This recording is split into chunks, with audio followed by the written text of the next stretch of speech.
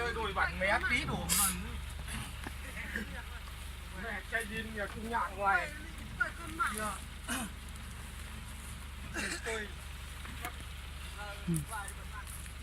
tôi còn khó hơn đùi này đường đi còn khó đi không phải như đường này đâu. Vẫn là một chuyến này thằng này lên thì lên một chuyến là bỏ về hết đó thằng nào kiểu gọi là Vin 31 bác tỏ hết đi bục bơm với này cái cho bớt là cái trò xin nó còn để mong cái tấm nó giống còn là sắc trò bắt cua rồi có phong say rồi béo rồi nó chạy cho 60 cân 50 cân làm gì bao này ấy quay gì chưa thấy người đẹp bao giờ à? Bao này á, bao này rồi lắm 46 cân là cay. 45, 46 còn không nổi. Thằng bản kia mà đừng có rách, có bổ cái bao nhá. Còn đựng nhiều đấy. Quay camera đấy. Quay camera đấy. Tí cho lên mạng, tung lên mạng này không mày có được nhiều tiền đấy. Ngoài kia nó sẽ cấp cứu những thằng nghèo này luôn. Cái dây kia nó buộc, dây kia mạch cần cái dây kia rồi. kéo lên đây, mà đừng có ấy, kéo lên thôi. Kéo thế nào đây, lên kéo thử xem nào. Kéo chưa? Cắt đi, cắt dây kia đây.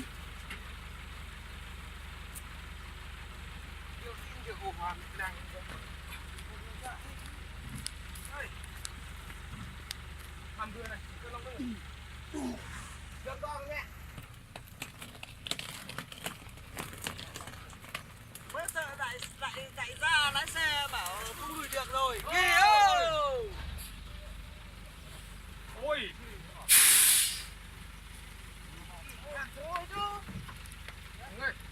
Trồng cái gì nữa, cái ta tỏm. Chờ cọt ở trên.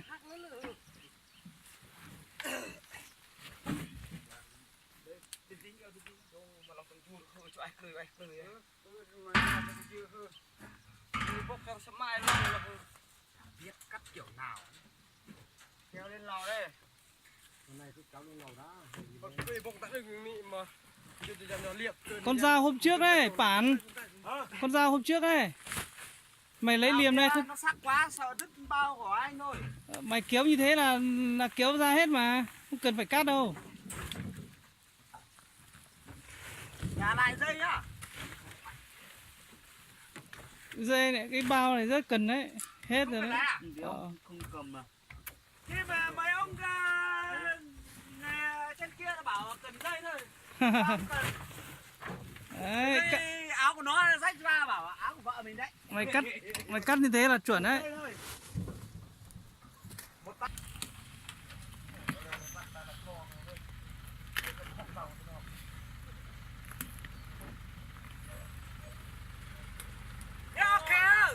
Ôi. Đấy. Xinh đẹp.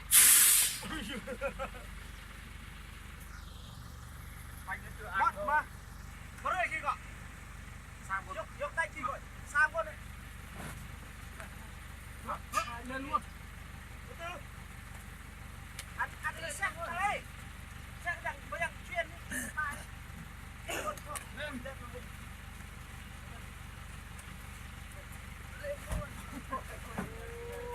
Đi.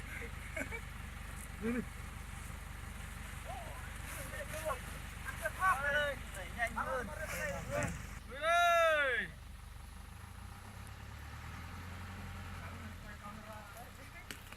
Hào một xương bạn yêu sang hoa phản rồi. Ôi. Ôi con. Trên nào thế là chết thi chi lại nữa. Chết thi chi lại nữa. Mất xả thì cũng cho có với nhà tông tao cười theo. Không dứa. Là hay nhỉ? Nhà có tiền đấy. Bà mạnh ai hiết nhọ mà. Dạ gì? Ba người. Không léo ba bùi hết. Rồi đổ trước đi. Đổ đấy.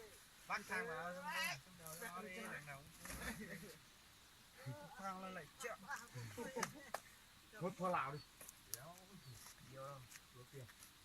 Xe lại xuống quá một bậc. Tao đi hồ hại như này ác thôi. Nó ra bằng ký. Ra hết. Đấy bao nhiêu cái bật lửa ra hết. Camera ấy. Cho bút thân là hồi dân Ồ, mày. thế bút thân. Gói này đánh nhét vào để cho vợ ăn trâu rồi. Cái này không hút nữa, hút hàn thuốc cũng cợ cho nó oai như này trời. Ăn trầu có phải gì thế nào à? Có. Thuốc lào với cả vôi. Hút thuốc lào nó cao cái gì ạ? Tôi nữa. Con gái. Cái đít cùng da năng phi tôi. Từ đó để lùi phát lên xong sát vào đây luôn nhưng mà lùi nữa. Thế à? Để cho ốm à? Nó chưa thấy người hút thuốc lào bao giờ đi.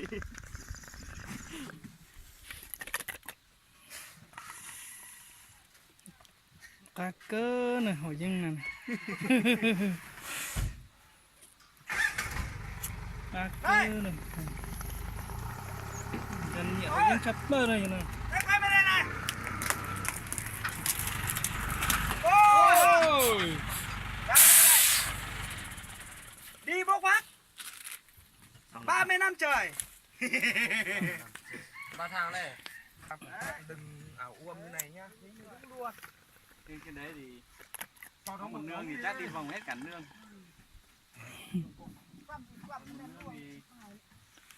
Chung người một số.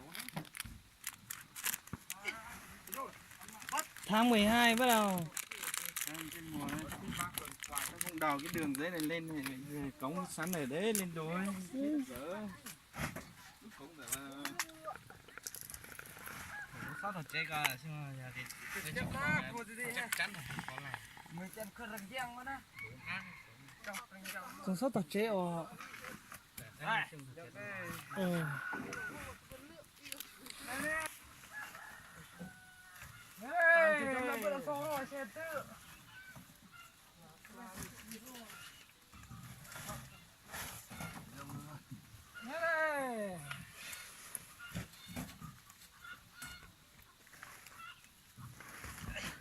iPhone 2 mà cứ hay nháy thế nhỉ?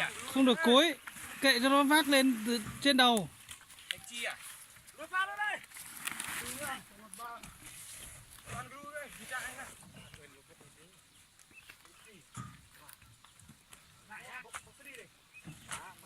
Do mà bộ Cho nó mà hồi dân chắp lại đó cho nó. Nhẹ hồi dân cha đây. má này bốc sắn mà. Cái phu nào mà. Nhưng nó chứ chưa thấy tụ gì lọt chỉ thế nữa. Hồi dân lọt cha đi luôn. này, được chưa? Được. Trèo lên đi. Chúng luôn hé nó mà. Từ từ nhá. Nhanh say dốc vào dốc vào. Dốc cơ rồi. Lên như thế này này. 1, 2, 3, 4, 5, 6, 7, Xe lùi ơi. Lùi, xe lùi. Dừng lại. Nào mà. Đi. Nào mà. Nào. Chín ạ. Ôi, chị muốn theo.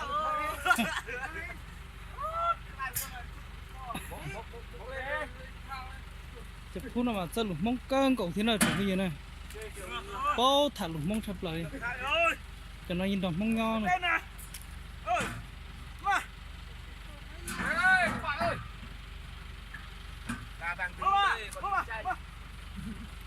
các bạn ơi. Đang Nào.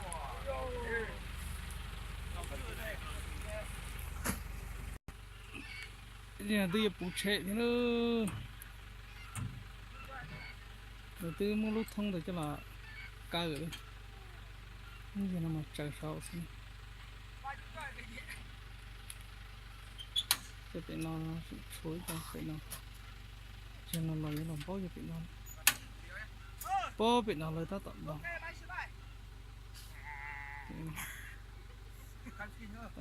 tỏ cái xa sẽ là chữ son quay cũ mấy em có nhớ nhà không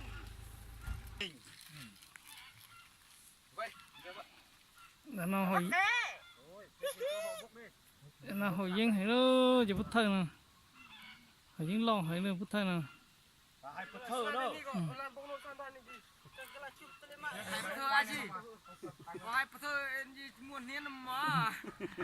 bút thân hồi dân lo hay nó bút thân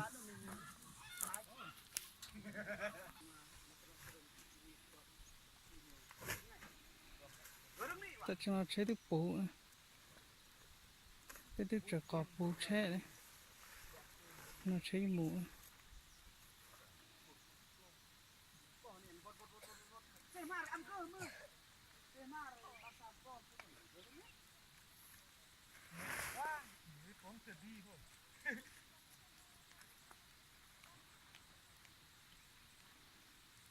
chạy chỗ san trống san nọ san trọ u thế này có tao cười hà nào để khơi nhật cũng không sợ thế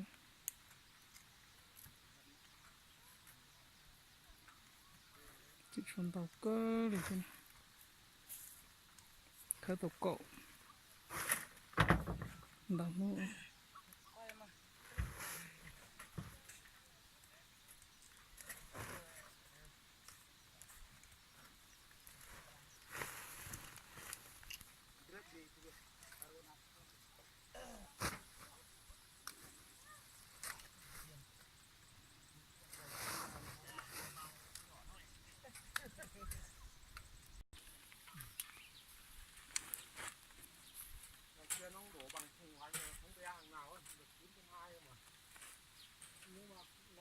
đổ đầy hết ít này giống xuống ôi không nên đổ nó đạp xuống nó lún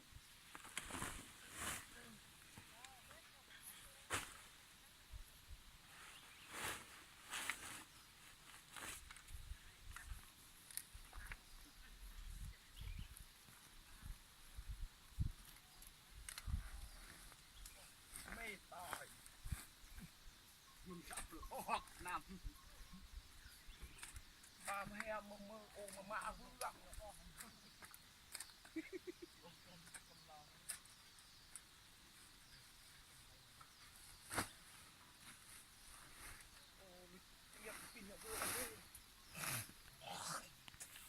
cái chỉ của tôi có mang ra tên này sao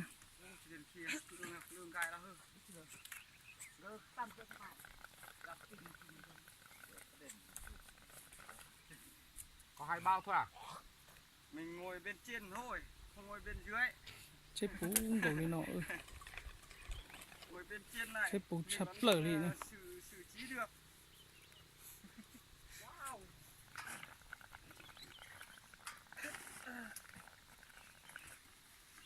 bút thân là mà hồi những lọ cơ đi nữa bút thân là này như thế họ biết nào bây giờ nhỉ chưa đây chụp này quay trên thùng xe đây rồi Chào bạn. cứ thùng xe này Nương sắn nha. đi lên trên Bye bye nhá. bài nhá vâng Ok.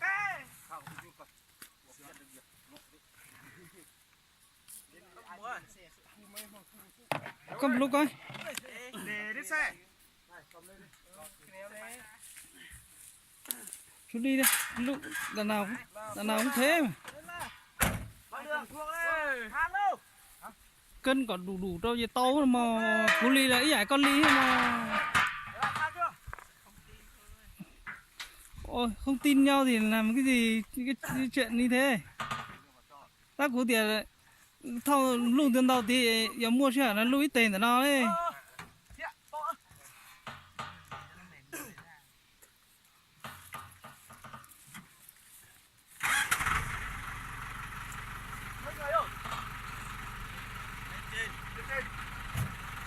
lên trên thùng xe đây trên thôi em một ơi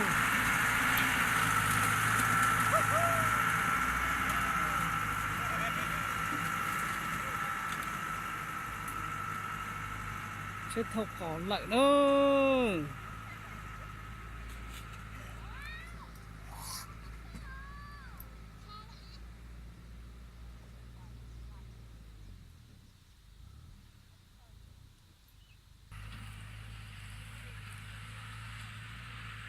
xem mù ơ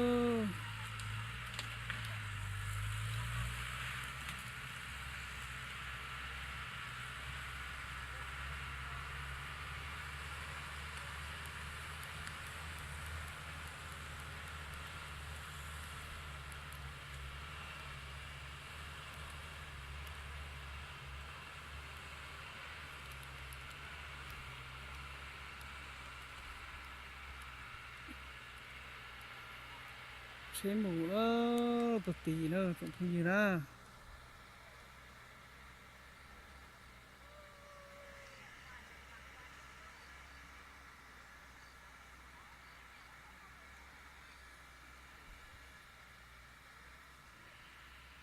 sát trong độ u này